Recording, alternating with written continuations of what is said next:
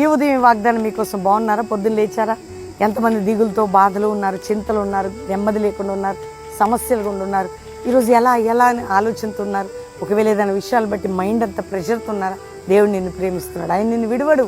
ఆయన నీ సహాయాన్ని కలిగి చేసే దేవుడు, నీకు నెమ్మదినిచ్చే దేవుడు. చూడండి బైబిల్ గ్రంథంలో యెషయా గ్రంథం 43వ అధ్యాయం 5వ వచనంలో ఏమంటున్నాడు? భయపడొద్దు, నీకు నేను తోడై ఉన్నాను, నేను సమకూరుస్తాను. నిన్ను ఎవరండి భయపడొద్దని చెప్పేది? ఎవరు నిన్ను సమకూర్చేది? ఎవరు నీకు తోడై ఉండేది? అటువంటి ఎవరు లేరు, యేసే తప్ప. ఆయన నీకు తోడై ఉంటాడట, ఆయన నిన్ను సమకూరుస్తాడట.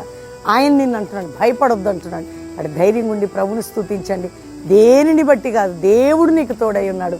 తండ్రి ప్రతి బిడ్డను రక్షించి, రోగం ఉంటే స్వస్థపరిచి, బాధలుంటే విడిపించి, అప్పులు, కోర్టు సమస్యలు, ఆర్థిక బంధకాలు, జాబ్లు లేకుండా ఉన్నవారు ఎవరెందులో ఉన్న విడుదలిచ్చి, మా దేశ పరిస్థితులన్నీ చక్కపరిచి, ఈరోజు మ్యారేజ్ డే, బర్త్డే బిడ్డల్ని క్షేమంగా ఆశీర్వాదకరంగా నడిపించి అందరికీ మీరు తోడై ఉండి కృప చూపమని యేసు నామములో అడుగుచున్నాము తండ్రి, ఆమేన్. God bless you. Pastor Praveen official Insta follow అవ్వండి. దేవుడు మిమ్మల్ని దీవించును గాక. Praise lord.